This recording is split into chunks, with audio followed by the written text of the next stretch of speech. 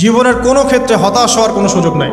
একটা বিষয় খুব গভীরভাবে ভাবছিলাম, আমাদের এই যে জীবন, আমাদের রিজিক, আমাদের পরিবার, আমাদের সুস্থতা, আমাদের জ্ঞান, আমাদের সমাজ বলেন, রাষ্ট্র, আমাদের অর্থনীতি, এই বিশ্ব, এই সব কিছুই একটা বিষয়কে কেন্দ্র করে টিকে আছে।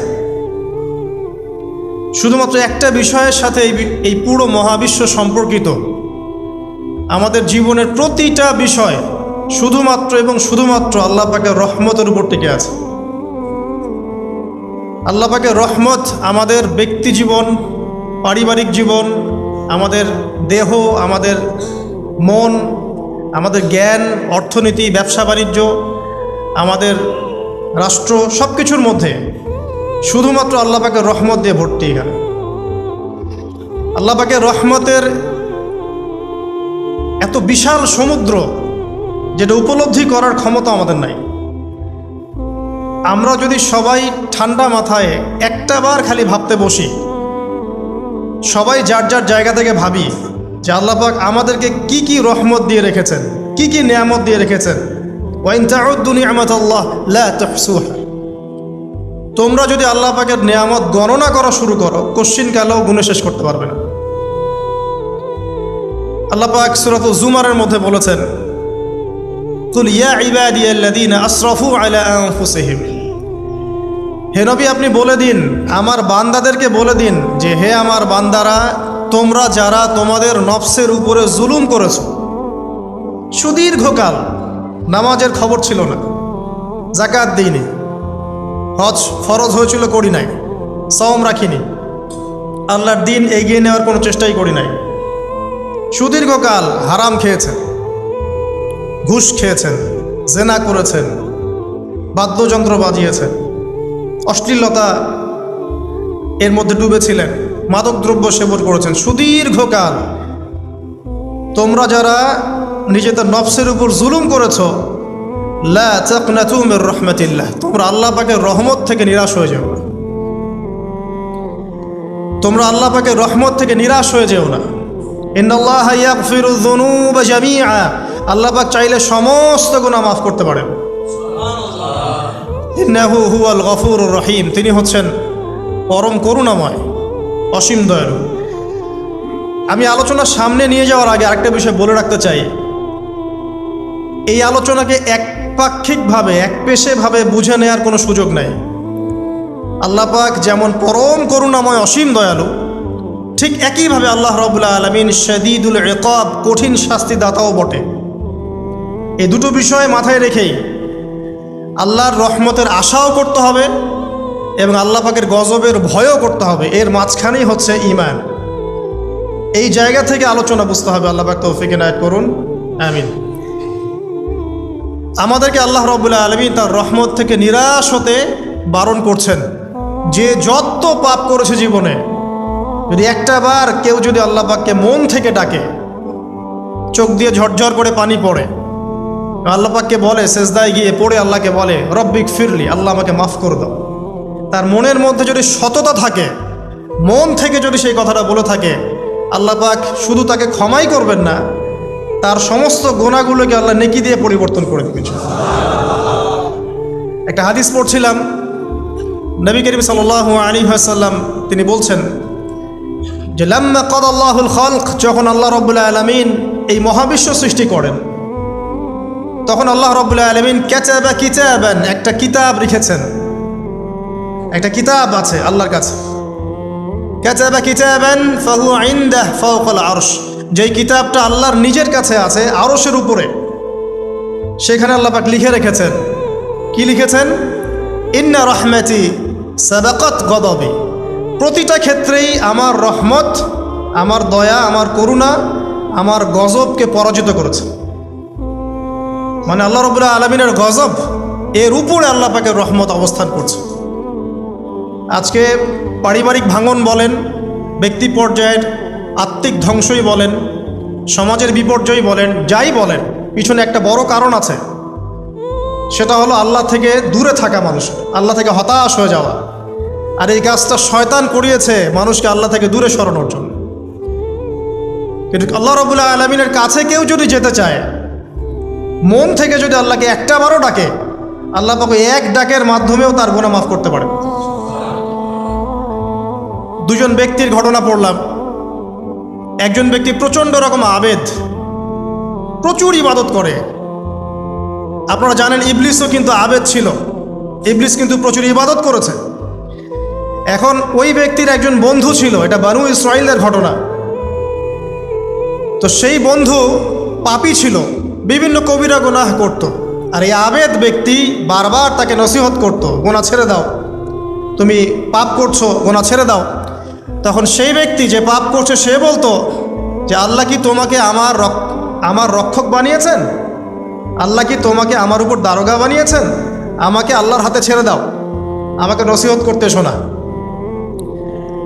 একদিন এই আবেদ ব্যক্তি তার বন্ধুকে একটা জঘন্য পাপ করতে দেখল, এমন একটা পাপ যেটা দেখে তার মনে ধারণা আসলো এটা চরম জঘন্য একটা কাজ। তখন সে মুখ ফসকে বলে ফেলল যে আল্লাহ তোকে আর মাফ করবে না, আল্লাহ তোকে জান্নাত দিবে না। আল্লাহ রাব্বুল আলামিন মালাকুল মউতকে এই দুজনের কাছে পাঠালেন, দুজনের রূহকে কবজ করা হলো। এবার আল্লাহ পাক তার সামনে তাদেরকে উপস্থাপন করে বললেন যে তোমাকে আমার রহমত সম্পর্কে কে গ্যারান্টি দিয়েছে যে আমি কাউকে রহমত করব কি করব না? যাও, আমি তোমাকে জাহান্নামে পাঠালাম, আর ওই ব্যক্তি যে আমার রহমত প্রত্যাশা করেছে আমি তাকে জান্নাত দিয়ে দিলাম। দেখুন, এই হাদিসটা শুনলে মনে হয় বাহ্যিক হয়তোবা মুখের একটা কথার কারণেই সে জাহান্নামে চলে গেল। আসলে বিষয়টা এমন নয়। বিষয়টা আমি আপনাকে বোঝাচ্ছি। বিষয়টা হচ্ছে ইবলিসের মতো। ইবলিস কিন্তু শুধু মন থেকেই বলেনি যে খলাকতানি মিন নার ওয়া খলাকতাহু মিন তিন, আমি কেন তাকে সেজদা করব আদমকে, আদম তো মাটির তৈরি আর আমি তো আগুনের তৈরি। এটা ইবলিসের শুধু মৌখিক স্টেটমেন্ট ছিল না, কারণ কি ছিল? আবা ওয়াস্তাকবার, সে উদ্ধত হয়েছিল, অহংকার প্রদর্শন করেছিল। ভিতর থেকে ইন্টারনালি সে অহংকারী ছিল, সে আন্ডার এস্টিমেট করে কথাটা বলেছে, শুধু মৌখিকভাবে বলে নাই। কিন্তু ঠিক এই ব্যক্তির ঘটনা এমনই, সে মন থেকে অহংকারী হয়ে উঠেছিল, যদিও বা সে আবেদ ছিল। এখানে আমরা যারা প্র্যাকটিসিং মুসলিম হওয়ার চেষ্টা করছি, আমাদের জন্য এখানে নিদর্শন আছে। অচক্ষ নামাজ পড়েই ভেবে বসবেন না যে অনেক কিছু করে ফেলছে, এক চিল্লা দিয়ে মনে করে ফেলবেন না যে দিনের জন্য অনেক কিছু করে ফেলছে। একটা হজ করেছেন, ওমরা করেছেন, সিয়াম রেখেছেন, দিনের জন্য দান সদকা করেছেন, একটা মাদ্রাসা মসজিদ করেছেন, ভেবে বসবেন না আপনি সব অনেক কিছু করে ফেলেছেন এবং অন্যরা সব ককরোচ তেলাপোকা, ওরা জাহান্নামে যাবে, এমনটা মনে করবেন। জানি না আমরা যে কার আমলের কতটুকু আল্লাহর কাছে কবুল হচ্ছে। তো এখানে এই ব্যক্তির সমস্যা ছিল এই, সে নিজের আমলটাকে অনেক ভারী মনে করছিল এবং সে স্টেটমেন্ট দিয়ে ফেললো যে তোকে আল্লাহ পাক মাফ করবে না। এই একটা কথা মন থেকে বলার কারণে তার ইহকাল পরকাল দুটা বরবাদ হয়ে গেল, সে জাহান্নামে চলে গেল। ঠিক আরেক ব্যক্তির ঘটনা আছে এমন, এগুলো সবগুলো রেফারেন্স আছে। এক ব্যক্তি প্রচুর ইবাদত করত, আল্লাহ পাক তার ইবাদত করার জন্যে পাহাড়ের চূড়ায় একটা সুন্দর ব্যবস্থাও করে দিয়েছিলেন। সেখানে ডালিম গাছ হতো, ঝর্ণা আসতো, খাবারের কোনো অভাব নাই। হাদিস এসেছে 500 বছর সে ইবাদত করেছে। কত বছর?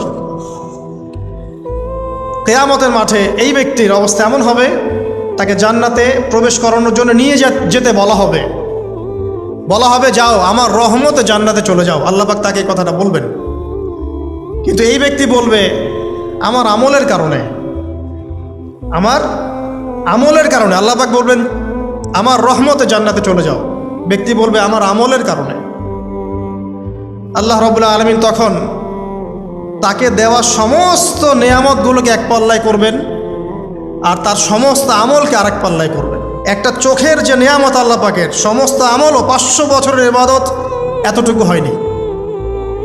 তারপর তাকে বলা হবে ওকে জাহান্নামে নিয়ে যাও। এবার জাহান্নামে যাওয়ার সময় সে বলবে আল্লাহ তোমার রহমতে আমাকে মাফ করে দাও। তখন আল্লাহ পাক তাকে আবার ডেকে নিয়ে আসবে, বলবেন যে তোমাকে যে আমি ইবাদত করার জায়গা করে দিয়েছিলাম, এটা কি তুমি নিজে করেছো না আমি করেছি? সে বলবে আপনি করেছেন।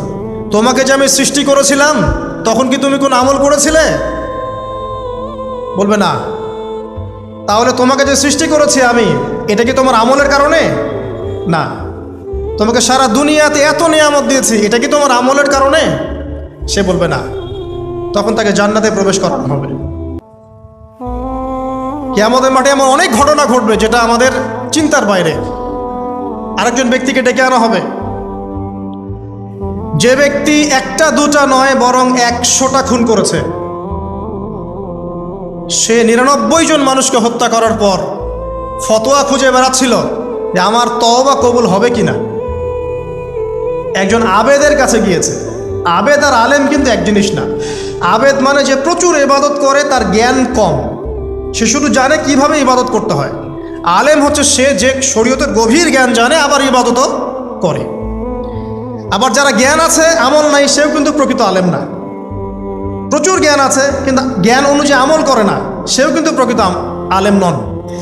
এবার আসেন, তো এই আবেদের কাছে গিয়ে সে বলছে আমার কি ক্ষমা হবে? আমি 99টা খুন করেছি। সে বলল তোমার আবার ক্ষমা? তোমার ক্ষমা নাই। তখন এই ব্যক্তি এই আবেদকে হত্যা করে 100টা খুন পূর্ণ করলো, ওকেও সে মেরে ফেলছে। আমার ক্ষমাই হবে না তো তোর বেঁচে থাকার কি দরকার, তুইও মর। এই ব্যক্তির মধ্যে একটা চেতনা তৈরি করলেন যে আমাকে তওবা করতে হবে। সে তখন সার্চ করতে লাগলো আরও কোনো আলেম আছে কিনা। এরপর অনেক দূরে একজন আলেমের সন্ধান পাওয়া গেল। সে সেখানে গেল, তাকে গিয়ে বলল আমার কি ক্ষমা হবে? সে আলেম তাকে বলল হ্যাঁ, তোমারও ক্ষমা হতে পারে। যাও, তুমি ইস্তেগফার করো এবং এই এলাকা থেকে অন্য এলাকায় চলে যাও। মানে যে এলাকায় তুমি অনেক দিন ছিলে, যেখানে তুমি অনেক পাপ কাজ করেছো, এখানে থাকার দরকার নাই। তওবা করে তুমি অন্য কোথাও চলে যাও, নতুন একটা জীবন শুরু করো। এখানে থাকলে হবে কি, তোমার স্মৃতিগুলো তোমাকে তাড়িয়ে বেড়াবে এবং মানুষ তোমাকে খারাপ নজরে দেখতেই থাকবে, তুমি তখন কষ্ট পাবে। এই জন্য তুমি চলে যাও। তো চলে যেতে যেতে সে রাস্তায় ইন্তেকাল করে। এবার তার রুহ নিবে কে? এই জন্য দুদল ফেরেশতা আসছেন, জান্নাতি এবং জাহান্নামী। তাদের মধ্যে বাক বিতরটা হচ্ছে কে রুহ নিয়ে যাবে। তো জাহান্নামের ফেরেশতারা বলছেন সে এতগুলো খুন করেছে, তার রুহটা আমরা নিব। আর জান্নাতি ফেরেশতারা বলছেন না, সে তওবা করতে এসেছিল, অতএব সে আল্লাহর অভিমুখী হয়েছে, তার রুহটা আমরা নিব। আল্লাহ পাক এখানে একটা কৌশল করলেন। আল্লাহ পাক ফেরেশতাদেরকে বললেন তোমরা রাস্তাটাকে পরিমাপ করে দেখো, যেদিকে যাচ্ছিল তার পরিমাপ বেশি নাকি যেখান থেকে এসেছে ওর পরিমাণ বেশি। আল্লাহ পাক জমিনকে আদেশ করলেন হে জমিন তুমি প্রশস্ত হয়ে যাও। এবার পরিমাপ করে দেখা গেল সে তওবার দিকে আসছিল, এর পরিমাণটা বেশি। এই একটা কাজের ওসিলা আল্লাহ পাক তাকে মাফ করে দিলেন। মনে রাখবেন, এটা মৌখিক বিষয় ছিল না, সে মন থেকে ভিতর থেকে কিন্তু সে আল্লাহর প্রতি অনুগত হয়েছিল। এই মনের বিষয়টা আল্লাহ ছাড়া কেউ জানে না। আপনি দেখতে পারেন সমাজে অনেকে দাড়ি টুপি পাগড়ি জুব্বা সব লাগিয়ে ঘুরছে, তো বিশ্বাস করেন তাদের মনটা এমনও হতে পারে যে জানোয়ারের চেয়েও কুৎসিত, এমনও হতে পারে। আবার আপনি দেখবেন সমাজে এমন অনেক মানুষ ঘুরছে যারা হয়তো অনেক পাপে লিপ্ত মনে হচ্ছে, কিন্তু মনের মধ্যে সততা আছে। আর যার মনের মধ্যে সততা আছে, আল্লাহ বা কোনো না কোনো দিন ইনশাআল্লাহ তাকে হেদায়েত দিবে। এটা আমরা আমাদের অভিজ্ঞতা থেকেও দেখেছি। এমন অনেক মানুষকে আমরা দেখেছি যে ড্রাগ অ্যাডিক্টেড ছিল, মিউজিক করেছে, হারাম সম্পর্কের মধ্যে ছিল, নামাজ ঠিক মতো পড়ে নাই, কিন্তু যখনই আল্লাহর কথা আলোচনা হতো দেখতাম সে খুবই শান্তভাবে মন থেকে কথা শুনছে। কথা শুনতে শুনতে শুনতে একদিন মাশাআল্লাহ এখন দেখবেন যে চিল্লা দিয়ে বেড়াচ্ছে বিভিন্ন মসজিদে। আল্লাহ হেদায়েত দিয়েছে, সব ছেড়ে দিয়েছে। এরকম মানুষের অভাব নাই কিন্তু সমাজে। তো এখানে আল্লাহ পাকের রহমত বা দয়ার একটা উজ্জ্বল দৃষ্টান্ত দেখতে পারবেন। ঠিক এরকম আরও একটা ঘটনা আছে বনু ইসরাইলের। এক ব্যক্তি এত পাপ করেছে যে শেষে মৃত্যুর সময় সে সন্তানদেরকে ডাকছে, ডেকে বলছে যে আমি যখন মারা যাব আমার লাশটাকে তোমরা কবর দিও না, যদি আল্লাহ পাক আমাকে ধরতে পারেন তাহলে খবর আছে আমার। কি করতে হবে? সে বলছে যে আমার দেহটাকে তোমরা পুড়িয়ে ফেলবে এবং পুড়িয়ে ফেলার পরে ছাইগুলোকে একত্রিত করবা, করে অর্ধেক ছাই সমুদ্রে ভাসিয়ে দিবা, অর্ধেক ছাই বাতাসে উড়িয়ে দিবা। সন্তানরা তাই করলো মৃত্যুর পর। আল্লাহ পাক এই সমুদ্র এবং জমিনকে বাতাসকে আদেশ করলেন যে তোমরা ছাই জড়ো করে দাও। আর মানুষ আর জিন আল্লাহর কথা না শুনলেও এই প্রকৃতি আল্লাহ পাকের কথা শোনে। বিজ্ঞান বলে প্রকৃতি থেকে সব হচ্ছে। কি প্রকৃতি? প্রকৃতি কি, কাকে বলে? মানুষকে আল্লাহর ইবাদতকে বাদ দিয়ে প্রকৃতি পূজায় নিয়ে গেছে। এই পুরো প্রকৃতি আর মহাবিশ্বে এক আল্লাহর ইবাদত করে। কে সৃষ্টি করলো প্রকৃতি? প্রাকৃতিকভাবে হয়েছে সব কিছু বলে, আল্লাহ থেকে হয়েছে বলা যাবে না। বললে আপনি মৌলবাদী হয়ে যাবেন। আল্লাহ শব্দ ইউজ করলে আপনি মৌলবাদী হয়ে যাবেন। ধর্মতাত্ত্বিক শব্দগুলোকে আস্তে আস্তে উঠিয়ে দেওয়া হয়েছে। দেখবেন যুক্তি, বিজ্ঞান, দার্শনিক শব্দগুলোকে আনা হয়েছে। এটাও টেকনিক্যালি করা হয়েছে। কোনো সেকুলার মিডিয়াতে আপনি দেখবেন না ইনশাআল্লাহ বলছে। ইনশাআল্লাহ প্রমাণ করবে যে আপনি আস্তিক না নাস্তিক। তো প্রকৃতিকে আল্লাহ পাক আদেশ করলেন, এই সমুদ্র ছাই জড়ো করো, এই বাতাস ছাই জড়ো করো। তারা ছাই জড়ো করে দিল। এই ব্যক্তিকে বলা হচ্ছে তুমি জীবিত করে আল্লাহ পাক বলছেন তুমি যে এই কাজটা করেছিলে, লিমা ফাআলতা হাদা, তুমি এই কাজটা কেন করেছো? তখন এই ব্যক্তি উত্তর দিচ্ছে, মিন খাশিয়াতিকা ইয়া রাব্বি ওয়া আনতা আ'লাম। হে আল্লাহ, আমি আমার বুঝে যা এসেছে আপনার ভয়েই আমি এই কাজটা করেছি। আর আপনি খুব ভালো করেই জানেন যে আমি আপনার ভয়ে করেছি নাকি অন্য কোনো কারণে করেছি। মানে আপনি আমার মনের কথা জানেন। আল্লাহ পাক তাকে মাফ করে দিলেন। আপনাদেরকে আমি সেই ব্যভিচারী মহিলার কথাও মনে করাই, যে ছিল একজন প্রস্টিটিউট মহিলা, পতিতা, যেটা আমরা বলি সমাজের ভাষায়। যদিও এখন নতুন শব্দ এসেছে সেক্স ওয়ার্কার বা যৌনকর্মী, এবং এগুলোকে আমরা এখন প্রমোট করছি। আমরা এখন অশ্লীলতাকে প্রমোট করছি। এই কথা বলতে আমাদের বুক কাঁপা উচিত নয় যে আমরা এখন অশ্লীলতাকে প্রমোট করছি। আমরা এখন কাপড় খোলার সংস্কৃতির দিকে যাচ্ছি। যে কাপড় খুলে দিয়েছিল ইবলিস। ইবলিস আমাদের বাবা মার কাপড় জান্নাতে খুলে দিয়েছিল। এটা কি জানেন? ফল খাওয়ার পরে এই ফল খেতে কে প্রলুব্ধ করেছে? ইবলিস। গাছের কাছে গিয়ে ফল ভক্ষণ করার পর সর্বপ্রথম আমাদের পিতামাতার গা থেকে কাপড় খুলে পড়ে গেছে। আমাদের পিতামাতাকে মহাবিশ্বে নগ্ন করে দিয়েছে ইবলিস। আর তার অনুসারীরা এই জমিনে আদম সন্তানদেরকে নগ্ন করছে এখন। অতএব এই যে একটা ট্রেন্ড এখন চলছে, দেখবেন হারাম রিলেশনশিপকে মিডিয়ার মধ্য দিয়ে প্রমোট করা হচ্ছে। মনে হয় একটা স্বাভাবিক বিষয়, কোনো বিষয় না এটা, যে কেউ জেনাই করতে পারে। জেনা, পর্ন খুব নর্মাল। হালালভাবে যদি আপনি বিয়ে শাদী করতে যান তখন সমস্যা হচ্ছে। হালালভাবে যদি আপনি বিয়ে করতে যান তখন সমস্যা হচ্ছে। হারামভাবে আপনি যা ইচ্ছা তাই করতে পারেন, সমাজে কেউ কিছু বলছে না। এখন বলছে এগুলো স্বাধীনতা। সুবহানাল্লাহ, কোন স্বাধীনতা? স্বাধীনতা বলে কোনো শব্দ নাই মহাবিশ্বে। এই পুরো বিশ্বের সমস্ত মানুষ আল্লাহর অধীনে পরাধীন। এই বিশ্বে যত মানুষ বসবাস করছে এখন, এরা কেউই স্বাধীন নয়। না কেউ স্বাধীন ছিল, না আছে, না থাকবে। সবাই আল্লাহ পাকের দাসত্বের অধীনে পরাধীন।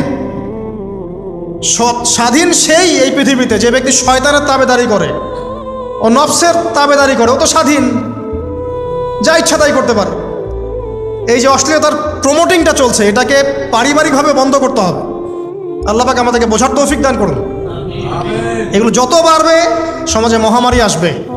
দেখে নিয়ে মহামারী আসবে, দুর্ভিক্ষ আসবে, সমাজে এমন সব রোগ ব্যাধির জন্ম হবে যেগুলোর নামও শোনে নাই মানুষ কখন। এবং সামনে ভূমিধস অপেক্ষা করছে, এগুলো আসবে। যাই হোক, ওই মহিলা, যে ব্যক্তি একজন যৌনকর্মী ছিল, বা যেটা আমরা বলি ব্যভিচারিণী মহিলা ছিল, একটা কুকুরকে দেখেছে সে পানি পান করার জন্য তৃষ্ণার্ত। সে এটাতে মায়া করে, দয়া করে তার মোজাটাকে নামিয়ে এই কূপ থেকে পানি উঠিয়ে কুকুরকে পান করিয়েছে। এই একটা কাজের বদৌলতে আল্লাহ রাব্বুল আলামিন এই ব্যভিচারী মহিলাকে মাফ করে জান্নাত দিয়ে দিয়েছে। হাদিসে এটাও এসেছে, নবী সাল্লাল্লাহু আলাইহি ওয়াসাল্লাম বলেছেন, ইরহামু মান ফিল আরদ, তোমরা সবাই জমিনবাসীর প্রতি রহম করো।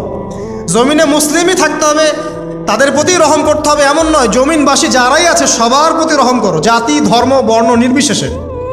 এমনকি পশু পাখির প্রতিও দয়া করো। ইরহামু মান ফিল আরদ, জমিনে যারা আছে সবার প্রতি রহম করো। ইয়ারহামুকুম মান ফিস সামা, যিনি আসমানে আছেন তিনি তোমাদের প্রতি রহম করবে ইনশাআল্লাহ। ইসলাম এই কথাগুলো বলেছে 1400 বছর আগে। আজকের এই বিশ্বের সোকল্ড এই মডার্ন বিশ্বে যেখানে মানুষের রক্তের কোনো দাম নাই, সেখানে ইসলাম পশু পাখির অধিকার নিয়ে কথা বলেছে 1400 বছর আগে। কাদেরকে কি শিখাতে আসেন? কোরআন এবং সুন্নাহর বাইরে অভ্রান্ত সত্যের কোনো উৎস আছে? এখানে যা আছে তাই চূড়ান্ত। মানতে চাইলে মানেন, না মানতে চাইলে জাহান্নামে যান, কেউ তো বাধ্য করছে না। লাকুম দীনুকুম ওয়ালিয়া দিন। আল্লাহ পাকের রহমত দেখেন। আরেকটা ঘটনা আছে এমন, একটা বিড়ালকে বেঁধে রেখেছিল এক মহিলা, খাবার দেয় নাই, কষ্ট দিয়েছে। একটা বিড়ালকে খাবার না দিয়ে কষ্ট দেওয়ার কারণে এই মহিলাকে আল্লাহ পাক জাহান্নামে পাঠিয়েছে। এরকম কত ঘটনা আছে। এই ঘটনাগুলো হাদিসের পাতায় বর্ণিত আছে। কোরআনে কি বলছে দেখুন। কোরআনের আমি কয়েকটা পয়েন্ট আপনাদেরকে খালি বলছি, এটা নিয়ে আমি সকালে ভাবছিলাম। আল্লাহ পাক আদম আলাইহিস সালামকে সৃষ্টি করেছেন আমরা সবাই জানি, কিন্তু আল্লাহ পাক সূরা সদের মধ্যে বলছেন ইবলিসকে, হে ইবলিস তোমাকে কিসে বারণ করলো আদমকে সেজদা করতে, যে আদমকে আমি নিজের হাত দিয়ে সৃষ্টি করেছি। আল্লাহ রাব্বুল আলামিন যে আমাদেরকে এত যত্ন করে ভালোবেসে সৃষ্টি করেছেন, এটা কি আল্লাহ পাকের দয়ার নিদর্শন নয়? মহাবিশ্বের অন্য কোনো মাখলুক সৃষ্টির ব্যাপারে আল্লাহ পাক বলেন নাই খলাকতু বিয়াদাই, আমি নিজ হাতে তাকে সৃষ্টি করেছি।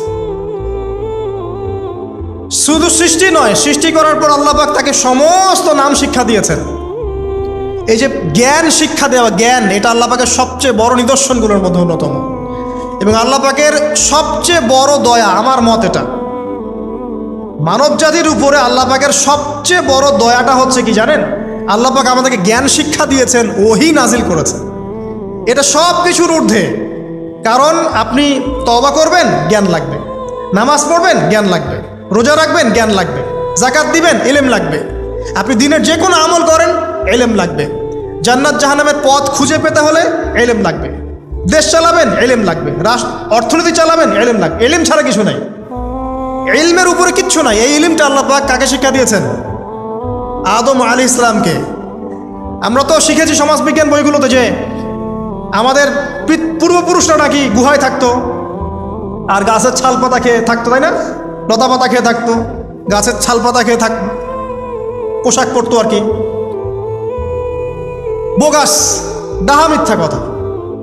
আল্লাহ রাব্বুল আলামিন সূরা বাকারা এবং সূরা আরাফ পড়ে দেখেন, আল্লাহ পাক বলছেন যে আদম আলাইহিস সালামকে আল্লাহ পাক সমস্ত নাম জ্ঞান শিক্ষা দিয়েছেন। মহাবিশ্বের যে প্রয়োজনীয় জ্ঞানগুলো আছে সেগুলো আল্লাহ পাক আদমকে শিখিয়েছেন আলাইহিস সালাম। ওয়াল্লামা আদামাল আসমাআ কুল্লাহা, আল্লাহ পাক আদমকে সমস্ত নাম শিক্ষা দিয়েছেন। আমাদের পিতা মাতারা মূর্খ ছিলেন না, তারা সৃষ্টি থেকেই জ্ঞানী ছিলেন। আদম আলাইহিস সালামের পারমাণবিক বোম বানানোর কোনো প্রয়োজন ছিল না। ছিল? বানান নাই। আপনার মধ্যে এই জ্ঞানটা আসছে কিভাবে? বাই ডিএনএ আপনি জ্ঞান পাচ্ছেন, কারণ আমরা আদম সন্তান। অনেক জ্ঞান আমাদের ভিতরেই আছে, এগুলো চর্চার মধ্য দিয়ে, গবেষণার মধ্য দিয়ে প্রস্ফুটিত হয় মাত্র। জ্ঞান ভিতরে আছে আমাদের, আমাদের পিতাকে জ্ঞানী করে পাঠানো হয়েছে। এই জ্ঞান শিক্ষা দেওয়াটা হচ্ছে আল্লাহ পাকের সবচেয়ে বড় দয়াগুলোর মধ্যে একটা। রহম করেছেন। শুধু তাই নয়, আদম আলাইহিস সালামকে এমন জ্ঞান শিক্ষা দিয়েছেন যে জ্ঞান ফেরেশতারা পর্যন্ত জানতো না। এটা কি দয়া নয়? এটা কি আদম সন্তানের প্রতি ভালোবাসা নয়? তারপরে সেজদা করিয়েছেন। মহাবিশ্বে অন্য কাউকে কি সেজদা করানো হয়েছে? কোরআনে কি এমন কোনো দলিল আছে যে আদম আলাইহিস সালাম ছাড়া অন্য কাউকে সব ফেরেশতারা সেজদা করেছেন? আছে? তাহলে এই যে সম্মান দেয় আল্লাহর পক্ষ থেকে, সম্মান কিসের ভিত্তিতে? সম্মান শারীরিক ক্ষমতার ভিত্তিতে? সম্মানটা কি কারণে? জ্ঞানের কারণে, ইলমের কারণে, জ্ঞানের কারণে সম্মান। এই সম্মান দেওয়াটা কি আল্লাহ পাকের রহমত এবং দয়ার নিদর্শন নয়? অতএব সম্মান পেতে হলে, আল্লাহর রহমত পেতে হলে সেই জ্ঞানের চর্চায় আবার ফিরে আসতে হবে। আপনি যদি আজও সেই ওহির জ্ঞানের চর্চা করেন, আল্লাহ পাক এই পৃথিবীবাসীর বুকের মধ্যে আপনার জন্য সম্মান পয়দা করে দিবেন ইনশাআল্লাহ। দেখে নিন, ওই সেই জ্ঞানই যদি আপনি এখনও চর্চা করেন, আজও আপনি সম্মানিত হবেন ইনশাআল্লাহ। ব্যক্তি চর্চা করলে ব্যক্তি সম্মানিত হবে, একটা পরিবার চর্চা করলে ওই পরিবার সম্মানিত হবে। একটা সমাজ যদি চর্চা করে সেই ওহির জ্ঞান, ওই সমাজ সম্মানিত হবে। একটা দেশে যদি আপনি ওই ওহিভিত্তিক জ্ঞান ছড়িয়ে দেন, পুরো দেশকে আল্লাহ পাক সম্মানিত করবে ইনশাআল্লাহ, পুরো জাতিকে সম্মানিত করবে ইনশাআল্লাহ। আরও সামনে যান, এই যে আদম এবং হাওয়া আলাইহিস সালাম গাছের কাছে চলে গেলেন, ফল খেয়ে ফেললেন, কারণ আমরা আদম সন্তান, ভুল করি। আল্লাহ পাক সাথে সাথেই বহিষ্কার করে দিয়েছেন? না, আল্লাহ পাক তওবা করার জন্যে কালিমা শিখিয়ে দিয়েছেন। সুবহানাল্লাহ, তাদের কালিমা জানা ছিল না। আল্লাহ পাক বলছেন ফাতালাক্কা আদাম মির রাব্বিহি কালিমাত, আল্লাহ পাকের কাছ থেকে আদম আলাইহিস সালাম কিছু বাক্য শিখে নিলেন, যেই বাক্য দিয়ে ফাতাবা আলাই, সে আল্লাহর কাছে তওবা করল। কোন সেই বাক্য? সূরা আরাফে আছে, রব্বানা যালামনা আনফুসানা ওয়া ইল্লাম তাগফির লানা ওয়া তারহামনা লানাকুনান্না মিনাল খাসিরিন। এই দোয়া কে শিখিয়ে দিয়েছে? আল্লাহ। এই তওবার বাক্য যে শিখিয়ে দেয়, এটা কি দয়ার পরিচয় নয়? আমরা আল্লাহর কাছে ফিরে যাব, তওবা করব, ইস্তেগফার করব, এই জ্ঞানটা শিখিয়ে দেয়া কি আল্লাহ পাকের দয়ার পরিচয় নয়? তাহলে আমরা কিভাবে ক্ষমা চাইতাম? কিভাবে ক্ষমা চাইলে আল্লাহ পাক সমস্ত গুনাহ মাফ করবেন, এই পদ্ধতিগুলো বলে দেয়া কি আল্লাহ পাকের দয়ার পরিচয় নয়? তারপর সামনে যান, পৃথিবীতে নামিয়ে দিয়ে আল্লাহ পাক ক্ষান্ত হয়ে যাননি। আল্লাহ রাব্বুল আলামিন আসমান থেকে হেদায়েতের গ্রন্থ পাঠিয়েছেন, বলেছেন এই গ্রন্থের মধ্যে যা আছে মেনে চললে তোমরা আবার জান্নাতে ফিরে আসবে ইনশাআল্লাহ। আল্লাহ পাক আদম এবং হাওয়া আলাইহিস সালাম এবং আদম সন্তান সবাইকেই সৃষ্টি করেছেন, উদ্দেশ্য হচ্ছে আল্লাহ পাক আমাদেরকে জান্নাত দিতে চান। আল্লাহ পাক চান যে আমরা যেন জান্নাতে যাই। যদি আমরা জান্নাতে যেতে না পারি পরকালে, একটা কারণে যেতে পারবো না, অন্য একটা কারণ, সেটা হলো আমাদের নিজের দোষে। একটা কারণ, যারা জাহান্নামে যাবে মানুষ এবং জিনদের মধ্যে, নিঃসন্দেহে মহাবিশ্বে তারা ছাড়া জাহান্নামে যাওয়ার উপযুক্ত কেউ ছিল না। ও জাহান্নামে যাওয়ার উপযুক্ত ছিল বলেই আল্লাহ পাক তাকে জাহান্নামে পাঠাবেন। আর যারাই জান্নাতে যাবে প্রত্যেকেই শুধু আমলের বদৌলতে যাবে না, বরং আল্লাহ পাকের রহমতেই যাবে। আল্লাহ পাকের রহমত যাদের উপরে বর্ষিত হবে তারাই জান্নাতে যাবে ইনশাআল্লাহ। কে আমল দিয়ে যেতে পারবে না। যত আমলই করি বলা যাবে না এই আমলের বদৌলতে জান্নাতে যেতে পারবো। আল্লাহ পাক দয়া না করলে হবে না। আল্লাহ পাক চান যে আদম সন্তান যেন জান্নাতেই যায়। এই কারণেই সৃষ্টি করা, এই কারণেই আপনার ওহীভিত্তিক গ্রন্থগুলো পাঠানো, এই কারণে নবী রাসূল পাঠানো, আলেম ওলামা সৃষ্টি করা, মানুষকে সতর্ক করা, হায়াত দেয়া, বারংবার জীবনে চলতে ফিরতে আপনাকে অ্যালার্ম করা হয়, আল্লাহর পথে ফিরে আসেন, আল্লাহর পথে ফিরে আসেন। অ্যালার্ম করা হয় না? বিপদ দিয়ে আপনাকে অ্যালার্ম করা হয় আল্লাহর পক্ষ থেকে। আপনি চলতে পথে হোঁচট খান, আল্লাহ আপনাকে অ্যালার্ম দেন, ফিরে আসো। চলছেন বিপথে, আল্লাহ পাকে অ্যালার্ম দেন, ফিরে আসো।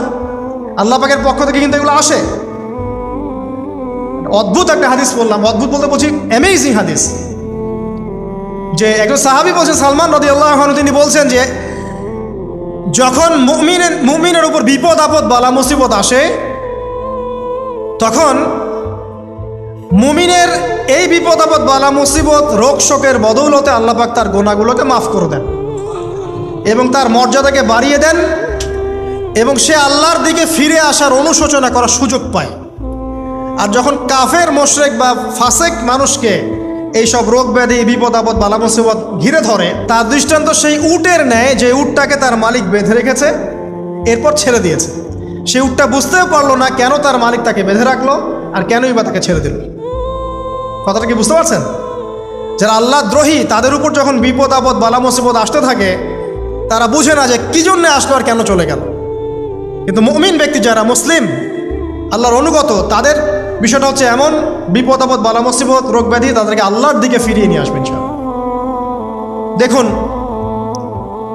এই যে পৃথিবীতে নামিয়ে দেয়া, এরপর আল্লাহর পক্ষ থেকে ঐশী গ্রন্থগুলো পাঠানো, নবী রাসূল পাঠানো, আলেম ওলামা পাঠানো, আপনাকে হায়াত দেয়া, আপনাকে রিজিক দেয়া, এই শ্বাস নেওয়ার ক্ষমতা দেয়া, আপনাকে জ্ঞান বুদ্ধি দেয়া, বিবেক দেয়া, যে আমি তার পাশে লাউ গাছ উৎপন্ন করলাম।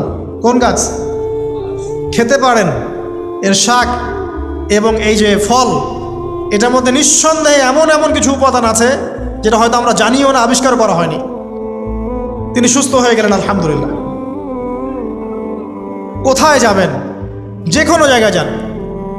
নবী ঈসা আলাইহিস সালামকে চতুর্দিক থেকে আক্রমণ করছে ইহুদিরা। আল্লাহ রাব্বুল আলামিন তাকে এমন হেফাজত করলেন, তার কাছে তাকে উঠিয়ে নিলেন। এটা কি দয়ার পরিচয় নয়? এই যে একটু আগে তেলাওয়াত করলো শুরুর আগে নবী মুসা আলাইহিস সালামের ঘটনা। বনু ইসরাইল একটার পর একটা অবাধ্যতা করেই গেছে। আল্লাহ পাক তারপরেও তাদের কাছে নবী পাঠিয়েছেন, নবী মুসাকে পাঠিয়েছেন। ফেরাউনের মতো জালেম শাসকের হাত থেকে বনু ইসরাইলকে আল্লাহ পাক উদ্ধার করেছেন। এটা কি দয়ার পরিচয় নয়? নবী মুসা আলাইহিস সালাম গাছের নিচে বসে আছেন, খাবার নাই, বাসস্থান নাই, কিচ্ছু নাই, বরং তার গায়ে একটা অপবাদ দেওয়া হয়েছে যে তিনি নাকি একজন মানুষকে খুন করেছেন, অথচ তার ইন্টেনশন সেটা ছিল না। তিনি একটা ঘুষি দিয়েছেন লড়াই থামানোর জন্য, ওই এক ঘুষিতেই সেই ব্যক্তি ডেড।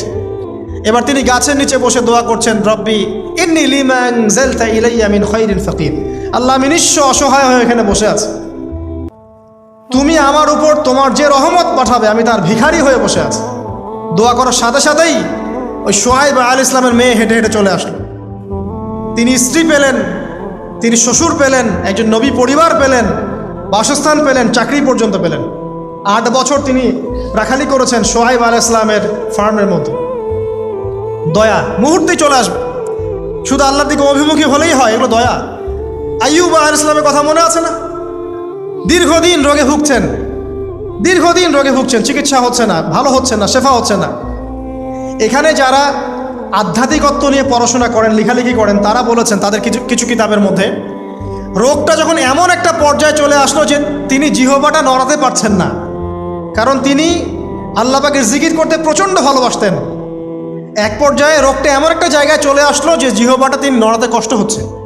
তখন গিয়ে তিনি বলছেন, রব্বি আন্নী মাসসানি আদ-দুররু ওয়া আনতা আরহামুর রাহিমিন। হে আল্লাহ, আমাকে কষ্ট স্পর্শ করেছে, আর তুমি তো ক্ষমাকারী, রহমকারীদের মধ্যে সর্বশ্রেষ্ঠ রহমকারী।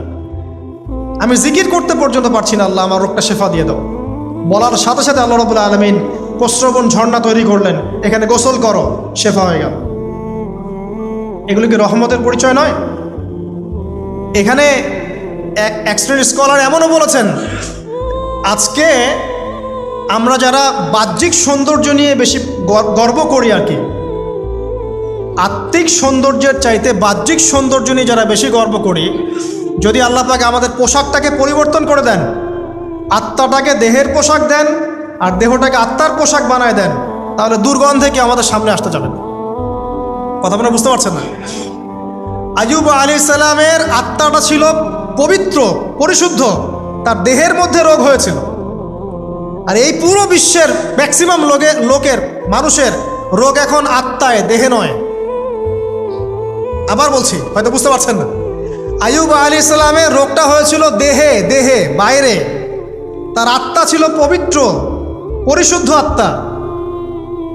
দেহের রোগের একটা পর্যায়ে যখন জিহ্বাটায় ইফেক্ট হলো, তখন জিকির করতে তার কষ্ট হচ্ছে, তখন তিনি দোয়া করছেন, আল্লাহ আমার এই রোগটাকে শেফা দিয়ে দাও। আর এখনকার পুরো জেনারেশন, এই সভ্যতার রোগ হচ্ছে ভিতরে আত্মায়। দেহের রোগের চাইতে তার আত্মার রোগটা বেশি। এখন এই আত্মাটাকে যদি দেহ বানিয়ে দেওয়া হয় আর দেহটাকে আত্মার পোশাক পরিয়ে দেওয়া হয়, দুর্গন্ধে কেউ সামনে আসতে চাবে না এখন। তাই আইয়ুব আলাইহিস সালামের সেই দোয়া এখন আমাদের বেশি করা উচিত। রব্বি আন্নী মাসসানি আদ-দুররু ওয়া আনতা আরহামুর রাহিমিন। আল্লাহ, আমাদের আত্মায় রোগ এসেছে, এটাকে তুমি শেফা দাও। দেহের রোগ লেস ইম্পর্টেন্ট, আত্মার রোগটা বেশি ইম্পর্টেন্ট। এরকম নিদর্শন কোরআনের পাতায় পাতায় ছড়িয়ে আছে। আসহাবুল কাহফ, পুরো সমাজ ওদেরকে মেনে নিচ্ছে না, গুহায় চলে গেলেন, ঘুম পাড়িয়ে দিলেন আল্লাহ পাক। 309 বছর, কত বছর? 309 বছর একটা দোয়ার বদৌলতে। তারা বলেছিল, রব্বানা আতিনা মিন লাদুনকা রাহমা ওয়া হাইয়্যি লানা মিন আমরিনা রাশাদা। আল্লাহ পাক শুধু ঘুম পাড়িয়ে রাখলেন না, তাদের মধ্য দিয়ে আল্লাহ পাক পুরো একটা সভ্যতাকে হেদায়েত করে দিলেন। আলহামদুলিল্লাহ। যে সভ্যতা বিশ্বাস করতো না যে পরকাল বলে কিছু আছে, দাকিয়ানুস বাদশার সেই জুলুম থেকে আল্লাহ পাক এই 10 জন বা 9 জন যুবককে বাঁচালেন, ওদেরকে কিয়ামত পর্যন্ত কোরআনের পাতায় স্থান দিলেন, নিদর্শন বানালেন, এবং তাদের মধ্য দিয়ে একটা পুরো সভ্যতাকে হেদায়েত দিলেন। সুবহানাল্লাহ। যেখানে যাবেন এই নিদর্শন। আর কার কথা বলবো? যুলকারনাইন, মনে আছে? কোন সূরা আছে যুলকারনাইনের কথা? সূরা কাহফ। আল্লাহ পাক তাকে এমন রহমত করেছিলেন যে মাশরিক মাগরিব, মানে পূর্ব পশ্চিম পর্যন্ত তাকে রাজত্ব দিয়ে দিয়েছেন।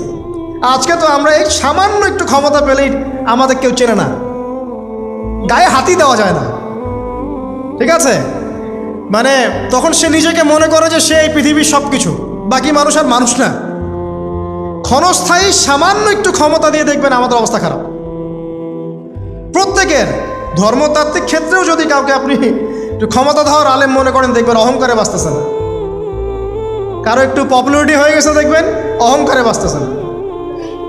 আইওয়াশ শোডাউনের জামানত ওইটা, যে যত পারে মানুষকে দেখাতে পারলে বাঁচে। আর কাজ হবে 5%, 95% হচ্ছে আইওয়াশ।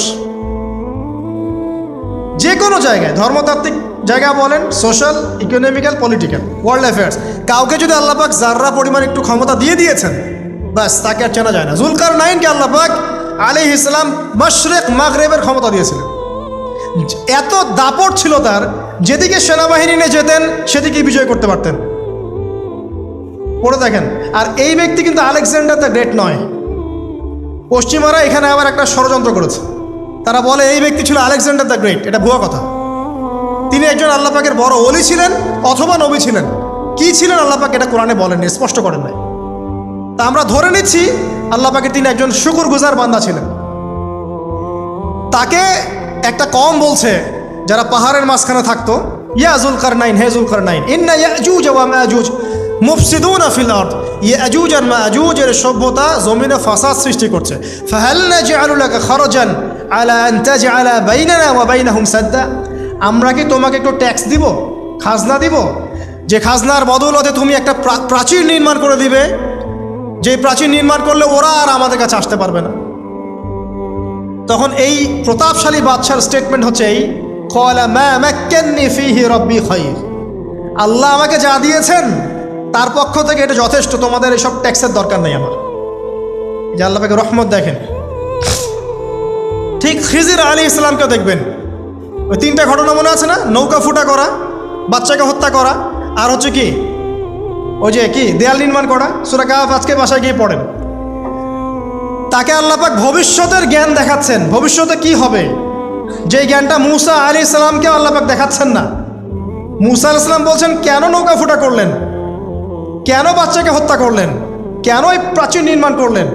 আর খিদির আলাইহিস সালাম বলছেন যে জ্ঞান আল্লাহ তোমাকে দেন নাই তা আল্লাহ পাক আমাকে দিয়েছেন। আমি এই কারণে নৌকা ফুটা করছি, কারণ নৌকা ফুটা না করলে ভবিষ্যতে এই নৌকাটা সিজ করা হবে, ছিনতাই করা হবে। বাচ্চাটাকে হত্যা করেছে এই কারণে, এই বাচ্চা বড় হলে বড় কাফের হতো। দেয়াল নির্মাণ করেছে এই কারণে, এই দেয়ালের নিচে এই বাচ্চাদের, এতিম দুই বাচ্চার গুপ্তধন রাখা আছে, ওর বাবা মা রেখেছে। এটা তুমি জানো না, আমি জানি। এটা জানার পরে তিনি অহংকার করছেন না, তিনি বলছেন রাহমাতাম মির রব্বি, এই জিনিসটা আমার রবের রহমত, আমার প্রতি দয়া। দুই শ্রেণীর মানুষ আপনি পাবেন। এক, যারা তাদের স্ট্যাটাস, প্রতিপত্তি, জ্ঞান এসবের অহংকার প্রদর্শন করবে। আর এক শ্রেণী যারা এগুলো আছে, যাদের এগুলো আছে, বাট তারা বলবে এগুলো হাযা মিন ফাদলি রব্বি, এগুলো আমার রবের রহমত। এখানে সফল দ্বিতীয় শ্রেণীর মানুষ, প্রথম শ্রেণীর নয়। ইউসুফের কথা মনে আছে? আলাইহিস সালাম কুয়ায় ছিলেন, কুয়ায়, কুয়া থেকে জেলে, কুয়া থেকে রাজপ্রাসাদে, সেখান থেকে জেলখানায়। জেলখানার একটা মানুষ যে পরবর্তীতে মিশরের শাসক হবে, কেউ কি ভেবেছিল? কেউ ভেবেছিল? ওই সময় কেউই ভাবে নাই। কিন্তু ওই মানুষটাকে আল্লাহ রাব্বুল আলামিন মিশরের রাজত্ব দিয়েছেন, যার মধ্য দিয়ে আল্লাহ পাক হাজার হাজার লক্ষ লক্ষ মানুষকে দুর্ভিক্ষের হাত থেকে বাঁচিয়েছেন। আল্লাহ পাকের পরিকল্পনা, রহমত দেখেন। প্রত্যেক আম্বিয়া কেরামের জীবনী পড়ে দেখেন, এরকম রহমতের অসংখ্য নিদর্শন কোরআনে এবং হাদিসে আছে। এখন শেষ করার আগে, এটা বলতে থাকলে অনেক সময় চলে যাবে, নামাজের সময় চলে যাবে, আমরা শেষ করছি। আমরা আসলে এখন যদি আল্লাহর রহমত পেতে চাই এবং আমাদের জীবনটাকে আল্লাহ পাকের আনুগত্যে, দাসত্বে, অহংকার মুক্তভাবে তওবা ইস্তেগফারের মধ্য দিয়ে কাটাতে চাই, তাহলে আসলে কি কি পয়েন্টস আমাদের কাজ করা দরকার, জাস্ট পয়েন্টসগুলো বলছি। এক নম্বর হচ্ছে জ্ঞান অর্জন করতে হবে। যে জ্ঞান আল্লাহ পাক আদম আলাইহিস সালামকে শিখিয়েছেন, ওই জ্ঞান চর্চা যদি আমরা বাড়াই, কোরআন সুন্নাহ ওহির জ্ঞানের চর্চা যদি আপনারা বাড়াই, ইনশাআল্লাহ, ঠিক আছে, লাগবে না 15 মিনিট, আমি 5 মিনিট শেষ করছি। ওহির জ্ঞানের চর্চা যদি আমরা বাড়িয়ে দেই, দেখবেন ইনশাআল্লাহ আল্লাহ পাক আপনার সম্মান, আপনার রিজিক, আপনার প্রতি করুণা, দয়া, মায়া, মহব্বত সব বাড়িয়ে দেবেন ইনশাআল্লাহ। এটা প্রথম পয়েন্ট। প্রিয় ভাইয়েরা, যারা আজকের লেকচার শুনছেন যারা পরবর্তীতে অনলাইনে শুনবেন, ওহির জ্ঞানের চর্চা। আমি বলছি না আপনি ডাক্তার হবেন না, ইঞ্জিনিয়ার হবেন না, জেনারেল লাইনে পড়বেন, এই কথা আমি বলতে যাবো না কখনো। কারণ আমি জানি, আর কেউ বলুক না বলুক, অ্যাটলিস্ট আমি জানি এই ওয়ার্ল্ডকে ডিল করতে হলে বর্তমান এইসব আধুনিক জ্ঞানের কোনো বিকল্প নাই। কিন্তু এই জ্ঞানটার সাথে কোরআন সুন্নাহর জ্ঞান থাকতেই হবে। যখন এই দুইটা জ্ঞান একত্রিত হবে, ইনশাল্লাহ এই জাতিকে ঠেকানোর কেউ থাকবে না ইনশাল্লাহ। এই সহজ সরল কথাটা আমরা বোঝাতে ব্যর্থ হচ্ছি, অথবা কিছু মানুষ ইন্টেনশনালি এটাকে ঘুরিয়ে ফিরে উল্টা ব্যাখ্যা করছে। আর হ্যাঁ, এটা স্বীকার করছি, কিছু মানুষ আছে, কিছু ব্যাকডেটেড থিঙ্কিংস আছে আমাদের মধ্যে, যে আমরা আধুনিক শিক্ষাটাকে অনেক সময় গুরুত্ব দিচ্ছি না। এটা ঠিক নয়, এটা আমার মত। পরিবেশ বজায় রেখে, ইসলামী পরিবেশ বজায় রেখে আধুনিক শিক্ষায় শিক্ষিত হতে কোনো সমস্যা আছে? আর আধুনিক এই শিক্ষাগুলো অনইসলামিক শিক্ষা নয়। আপনি যে কোনো এডুকেশনের বেসে যান, ম্যাথামেটিক্সে যাবেন, অ্যালজেব্রায় যাবেন, আপনি কেমিস্ট্রিতে যাবেন, ফিজিক্সে যাবেন, বায়োকেমিস্ট্রি যাবেন, জ্যোতির্বিজ্ঞানে যাবেন, মেডিকেল সায়েন্স, প্রত্যেকটাতে দেখেন মুসলিমদেরকে খুঁজে পাবেন আপনি। প্রত্যেকটা গোড়াপত্তন গিয়ে আপনি দেখবেন মুসলিমদের হাতেই হয়েছে। আব্বাসীয় খেলাফত যখন ছিল, তখন এই বাগদাদ ছিল জ্ঞানের রাজধানী। ওইরকম লাইব্রেরি কি বিশ্বে আর কখনো হয়েছে? এখন আমরা মনে করছি জ্ঞানের লাইব্রেরি মনে হয়, জ্ঞানের রাজধানী মনে হয় ব্রিটেন, হার্ভার্ড, কেমব্রিজ, অক্সফোর্ড। এরা কবে এসেছে ইতিহাসে? ইতিহাস কি 100 বছরের? হাজার হাজার বছর চলে গেছে। হিস্ট্রি পড়েন। এখানে আমার কথা হচ্ছে একদম ক্লিয়ার, নিট অ্যান্ড ক্লিয়ার, যে আমাদেরকে উভয় দিকের জ্ঞানই অর্জন করতে হবে, বোধ কোরআন সুন্নাহ এবং আধুনিক জ্ঞান। এই দুটো জ্ঞান যখন আপনি একত্রিত করবেন, ইনশাল্লাহ দেখবেন আল্লাহ চাইতো কোরআন এবং সুন্নাহকে হাতে নিয়ে এই বিশ্বের চ্যালেঞ্জগুলোকে ফেস করা যাবে ইনশাআল্লাহ। আল্লাহ পাক তৌফিক দান করুন, আমিন। প্রথম যেটা বিষয়, আল্লাহ পাকের রহমত পেতে হলে আল্লাহর ওহীভিত্তিক জ্ঞানের চর্চা বাড়াতে হবে। এই জ্ঞানের চর্চা বাড়ালে ব্যক্তি, পরিবার, সমাজ, রাষ্ট্র সবাইকে আল্লাহ পাক সম্মানিত করবে ইনশাআল্লাহ তাআলা। আল্লাহ পাক রহম করবেন, ক্ষমা করবেন, ইনশাআল্লাহ দুনিয়াতেও সফল করবেন, পরকালেও জান্নাত দেবে ইনশাআল্লাহ তাআলা। আর আমরা তো দেখলাম আল্লাহ পাকে জান্নাত দেওয়ার জন্য একটা ঘটনা যথেষ্ট। একটা কুকুরকে পানি পান করিয়েছে, একবার খালি বলেছে আল্লাহ তোমার ভয়েই কাজ করেছি, বাস। আবার জাহান্নামে যাওয়ার জন্য একটা ঘটনা এনাফ, খালি বলেছে যে আল্লাহ তোকে মাফ করবে না, বাস জাহান্নাম। আল্লাহ পাক জানেন এন্ড অফ দ্য ডে কে জান্নাতে যাবে আর কে জাহান্নামে যাবে। অহংকারের কোনো সুযোগই নাই। এক মিনিট একটা কথা বলতে চাই, যে এখন অনেক মুসলিমদের মধ্যে একটা ট্রেন্ড চলে আসছে, একটু ইসলাম প্র্যাকটিস করলেই অন্যকে আন্ডার এস্টিমেট করা শুরু করে না? এখন তো অনলাইনের যুগ, আর এখন তো কাজ করতে কোনো শ্রম লাগে না, খালি ঘরে বসে শুয়ে 2 লাইন লিখলেই কাজ শেষ। ঘরে বসে শুয়ে ফেসবুকে 2 লাইন লিখলেই কাজ শেষ। আর কনস্ট্রাকটিভ কাজের তো কোনো খোঁজ খবরই নাই।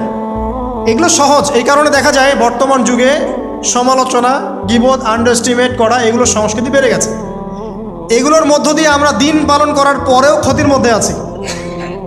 এমন হতে পারে যে ব্যক্তি বা যে দল বা যে রাজনৈতিক দল বা যে ধর্মীয় দল, যার বিরুদ্ধে আমি নিজের কলমগুলো ঘোরাচ্ছি, হতে পারে তার মধ্যে এমন মানুষ আছে যে আমার আগে জান্নাতে চলে যাবে, হতেই পারে। আর আমি যে নিজেকে এত বড় করে ফখর করছি, কে জানে এন্ড অফ দ্য ডে আমি জান্নাতে যাবো কি যাব না? কোনো গ্যারান্টি আছে? কোনো গ্যারান্টি নাই। সো এখন আমরা যারা ইসলাম প্র্যাকটিস করছি, আমাদের সতর্ক হওয়া উচিত, নিজের পরকালের ফিকিরটা করি। আল্লাহ পাক বোঝার তৌফিক দান করুন, আমিন। 2 নাম্বার যেটা বলবো, যে রাসূলুল্লাহ সাল্লাল্লাহু আলাইহি ওয়াসাল্লামের রেখে যাওয়া যে আদর্শ এবং সুন্নত, এর চর্চা যারা বাড়িয়ে দিবে আল্লাহ পাক রহম করবে ইনশাআল্লাহ। সূরা আলে ইমরানের 31 নম্বর আয়াত পড়ে দেখেন, আল্লাহ পাক নিজে বলছেন, কুল ইন কুনতুম তুহিব্বুনাল্লাহ ফাত্তাবিউনি। হে নবী বলে দিন, তোমরা যদি আল্লাহর রহমত আর ভালোবাসা পেতে চাও তাহলে আমাকে অনুসরণ করো। আমাকে, যে বা যারাই নবী সাল্লাল্লাহু আলাইহি ওয়াসাল্লামকে অনুসরণ করবে, আল্লাহ তার প্রতি দয়া করবে ইনশাআল্লাহ। শুধু দয়াই না, ইয়াগফির লাকুম যুনুবাকুম, তোমাদের সমস্ত গুনাহ আমি মাফ করে দেব। আল্লাহু গফুর রহিম। সুন্নতের চর্চা বাড়িয়ে দেই। শুধু তাই নয়, কেউ যদি নবী সাল্লাল্লাহু আলাইহি ওয়াসাল্লামের উপরে বেশি বেশি দরুদ শরীফ পড়ে, আল্লাহুম্মা সাল্লি আলা মুহাম্মাদ ওয়া সাল্লিম পড়তেই থাকে, দরুদ ইব্রাহিম বা সংক্ষিপ্ত দরুদগুলো, আল্লাহ পাক একবার দরুদ পড়লে 10 বার রহম করবে ইনশাআল্লাহ। যেই নবীর আদর্শ মেনে চললে আল্লাহ পাক ভালোবাসবেন, সেই নবীর নাম উচ্চারিত হলে দরুদ পড়লেও আল্লাহ পাক রহম করবে ইনশাআল্লাহ। 4, সৃষ্টির সেবা করলে রহম পাওয়া যাবে। আল্লাহ পাক বলছেন তোমরা সৃষ্টির সেবা করো, মানবতার সেবা করো, জমিনবাসী যারা আছে ওদের প্রতি রহম করো, আল্লাহ তোমাদের প্রতি রহম করবেন ইনশাআল্লাহ। 5, রহমত পেতে হলে আল্লাহর জিকির বাড়িয়ে দিতে হবে। আল্লাহর জিকির মানে সকাল সন্ধ্যা আল্লাহ পাকে যত জিকির আজগার আছে এগুলো ছাড়া যাবে না, চলতে ফিরতে অলওয়েজ আল্লাহকে ডাকতে হবে। সুবহানাল্লাহ, আলহামদুলিল্লাহ, ওয়ালা ইলাহা ইল্লাল্লাহ, আল্লাহু আকবার, লা হাওলা ওয়ালা কুওয়াতা ইল্লা বিল্লাহ। যে কাজ আপনি করছেন ওই কাজের মধ্যেই জিকির বাড়াতে হবে। যে যত বেশি আল্লাহ পাকে জিকির করবে তার কলব তত জিন্দা থাকবে, এবং যার কলব জিন্দা থাকবে, যার কলবের মধ্যে নূর থাকবে, আল্লাহ পাকের নূর তার কলবে আসবে ইনশাআল্লাহ তাআলা। 6, বেশি বেশি কোরআন তেলাওয়াত বাড়িয়ে দিতে হবে। কোরআন তেলাওয়াত যারা বাড়িয়ে দিবে এই কোরআনের বদৌলতে আল্লাহ পাক তার প্রতি রহম করবে ইনশাআল্লাহ। আরও বলবো 7 নাম্বার যে সলাত এর কোনো বিকল্প নাই। নবী সাল্লাল্লাহু আলাইহি ওয়াসাল্লাম ইন্তেকালের আগ মুহূর্তে বলে যাচ্ছেন আসসালাত ওয়াসসালাত ওয়া মা মালাকাত আইমানুকুম, নামাজের যত্ন নিও, নামাজের যত্ন নিও, আর তোমাদের অধীনস্থ যারা আছে ওদের ব্যাপারে খেয়াল রেখো। নামাজ নাই ইসলাম নাই, নামাজ আছে তো ইসলাম আছে। তো নামাজের তাবেদারি যারা করবে, 5 ওয়াক্ত নামাজ ঠিকঠাক মতো করবে, ইনশাআল্লাহ অবশ্যই আল্লাহ পাক তাদের প্রতি রহম করবেন ইনশাআল্লাহ। আরও বলতে চাই তাহাজ্জুদের কথা। যারা একটু তাহাজ্জুদের নামাজে অভ্যস্ত হতে পারবেন ওই সময়টা আল্লাহ পাকের রহমত নেমে আসে, বর্ষিত হয়। যারা তাহাজ্জুদের সালাতে অভ্যস্ত হবে আল্লাহ পাক তাদের প্রতি রহম করবে ইনশাআল্লাহ তাআলা। 9 বলতে চাই দিনই মেহনত বাড়িয়ে দেওয়া। যাদের ফিকির দিনকে নিয়ে, কিভাবে আমি দিন পালন করব, কিভাবে দিনের প্রচার করব, দিনের জ্ঞান অর্জন করব, এর প্রসার ঘটাবো, দিনটাকে মানুষের কাছে পৌঁছে দেব, এই ফিকির যাদেরকে তাড়িয়ে বেড়ায় ইনশাআল্লাহ আল্লাহ পাক ওদেরকে এই জমিনে রহম করবে ইনশাআল্লাহ। আল্লাহ পাক দাওয়াতি কাজ বাড়িয়ে দেন, দিনের ফিকির বাড়িয়ে দেন, ইনশাআল্লাহ তাআলা আল্লাহ পাকের রহমত পাওয়া যাবে ইনশাআল্লাহ। আরেকটা কথা আছে 10-এ গিয়ে বলবো, পিতামাতার খেদমতের কথা। পিতামাতার খেদমত এমন একটা জিনিস যেটা করলে পরে আল্লাহর রহমত নেমে আসে। একজন ব্যক্তি কবিরা গুনাহ করেছে, নবীর কাছে গিয়ে বলছে আমার ক্ষমার কি কোনো রাস্তা আছে? নবী সাল্লাল্লাহু আলাইহি ওয়াসাল্লাম বলছেন তোমার মা কি বাসায় আছে, জীবিত আছে? হ্যাঁ জীবিত আছে, বাসায় যাও, তোমার মায়ের খেদমত করো, তোমার সমস্ত গুনাহ মাফ হয়ে যাবে ইনশাআল্লাহ। আপনার ওয়াইস কারণীর নাম শুনেছেন না? তাকে এত বড় মর্যাদা দেওয়া হবে কিয়ামতের মাঠে। এর পিছনে কারণ কি জানেন? সেই ব্যক্তি মাশাআল্লাহ তার মায়ের খেদমত করত। 3 বার বলেছেন নবী সাল্লাল্লাহু আলাইহি ওয়াসাল্লাম আমাদের সবচেয়ে সেরা এবং ভালো ব্যবহার পাওয়ার অধিকার হচ্ছে মায়ের, তারপরে মায়ের, তারপরেও মায়ের, তারপর বাবার। পিতামাতার খেদমত করলে আল্লাহ রহমত নেমে আসে। আর একজন ব্যক্তি বলছিল আমার বাসায় তো মাও নাই ইয়া রাসূলুল্লাহ, আমি কি করব? তখন নবীজি বলছেন তোমার কি খালা আছে? খালা বেঁচে আছে? খালা বেঁচে আছে, খালার খেদমত করো। এখনকার এই বিশ্বে দেখেন সম্পর্কগুলো কিন্তু ভেঙে যাচ্ছে। পিতা মাতা, ভাই বোন, আত্মীয় স্বজন, প্রতিবেশীর তো খবরই নেই, আমি তো জানি না আমার পাশের ফ্ল্যাটে কে থাকে। হ্যাঁ, অবস্থা এমন।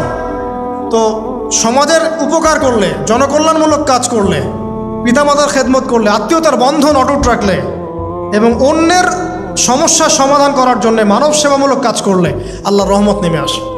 আজকে আমি 10টা বলেছি, ছাড়া আরও অনেক কাজ আছে যেগুলো নিয়মিত করতে থাকলে আল্লাহ রাব্বুল আলামিনের রহমত নেমে আসে। মোটা দাগে জ্ঞান অর্জন, মোটা দাগে নবী সাল্লাল্লাহু আলাইহি ওয়াসাল্লামের সুন্নাহ অনুসরণ, আল্লাহর ওহীর জ্ঞানের প্রচার প্রসার ঘটানো, দিনকে নিয়ে ভাবা, দিনের ফিকির করা, কোরআন তেলাওয়াত বাড়ানো, জিকির বাড়ানো, বেশি বেশি ইস্তেগফার করা, তওবা করা, বেশি বেশি ইস্তেগফার করা, আল্লাহর কাছে দোয়া করা, নামাজ তাহাজ্জুদ বাড়িয়ে দেয়া, আত্মীয়তার সম্পর্কগুলো বজায় রাখা, ঠিক আছে, আল্লাহ পাকের জমিনে দিনের প্রচার প্রসারের চেষ্টা করা, এবং সর্বোপরি ঈমান, ইসলাম এবং তাকওয়া বজায় রেখে যারা চলবে ইনশাআল্লাহ আল্লাহ পাক এই দুনিয়াতেও তাদের প্রতি রহম করবেন ইনশাআল্লাহ, পরকালেও তাদের প্রতি রহম করবে ইনশাআল্লাহ আযজা ওয়া জাল।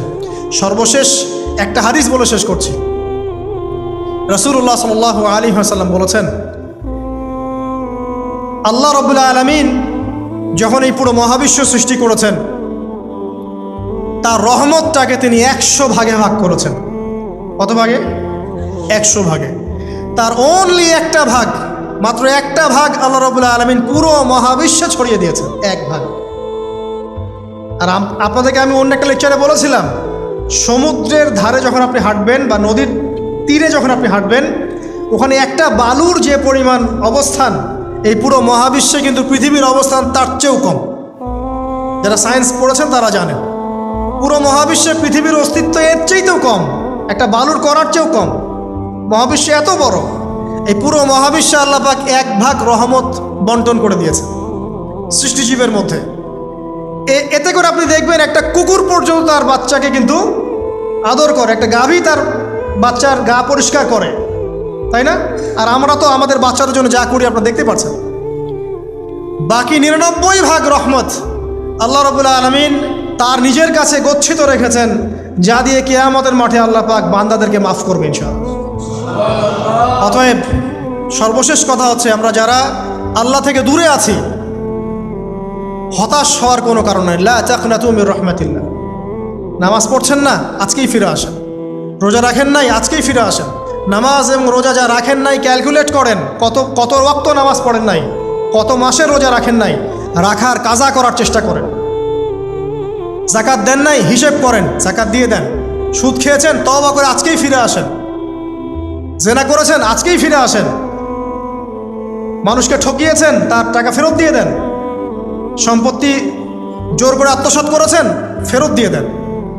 কাউকে গালি দিয়েছেন, গোপনে তাকে গিয়ে বলেন, ভাই আপনাকে গালি দিয়েছিলাম, আমাকে মাফ করে দিন। আজকেই ফিরে আসেন। লা তাকনাতু মির রাহমাতিল্লাহ, ইন্নাল্লাহা ইয়াগফিরু যুনুবা জামিআ। আল্লাহ পাক সমস্ত গুনাহ মাফ করবেন ইনশাআল্লাহ তাআলা। অতএব তরুণ সমাজে যারা হতাশ, পাপে নিমজ্জিত আছো, নামাজ পড়ছো না, হারাম অ্যাফেয়ার্সে আছো, মাদক খাচ্ছ, এইসব অশ্লীল কাজে সময় নষ্ট করছো, বেপর্দায় ঘুরছো, হ্যাঁ, পিতামাতার সাথে রুড বিহেভ করছো, তোমার বয়সটাকে নষ্ট করছো, দিনের জন্য 3 দিন সময় লাগাতে পারলে না, কোরআন পড়া শিখতে পারলে না, কিছুই করছো না, হতাশ হয়েও না। মন থেকে, ভিতর থেকে আল্লাহকে ডাকো।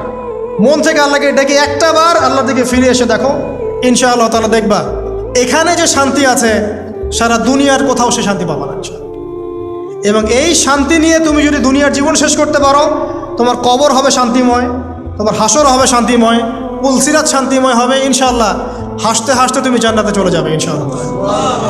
আমরা আজকের মতো এখানে শেষ করছি এই দোয়া করে, আল্লাহ রাব্বুল আলামিন আমাদের সবাইকে যেন রহম করেন এবং তার রহমত পাওয়ার জন্য যোগ্য হওয়ার তৌফিক আল্লাহ পাক আমাদেরকে দান করেন।